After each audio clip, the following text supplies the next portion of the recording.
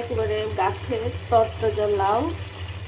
আর এখানে এই যে বাটা মশলা দিছি 2 চামচ, প্রথমে তেল, তারপর পেঁয়াজ, তারপর দিচ্ছি বাটা মশলা 2 চামচ, জিরা, লবণ, কাঁচামরিচ। আর এটা সম্পূর্ণ হলুদ ছাড়া। এই যে লাউর মধ্যে একটু সবুজ সবুজ থাকবে, এই জন্য আমি হলুদও দিই না, আর মরিচের গুঁড়ো দিই না। এটা শুধু কাঁচামরিচ দিয়ে রান্না করা হয়। দিচ্ছি আদা, রসুন, জিরা বাটা, মানে সব মিক্স করে 2 চামচ দিছি। আর হচ্ছে জিরার গুঁড়া দিছি আলাদা, রাঁধুনি, কাঁচামরিচ। আর চিংড়ি মাছ দিছি, বড় চিংড়ি, ছোট চিংড়ি, দুটোই মিক্স করে দিছি।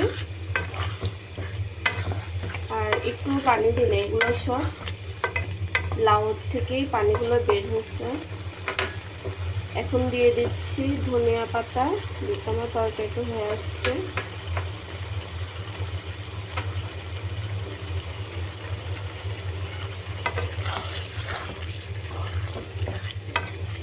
দুই রকমের চিংড়ি মাছ দিচ্ছি। আর এটা অনেকগুলো লাউ ছিল, যখন একটু সিদ্ধ হয়েছে অল্প একটু হয়ে গেছে। এই হচ্ছে বড় চিংড়ি, আবার দিচ্ছি ছোট চিংড়ি দিচ্ছি।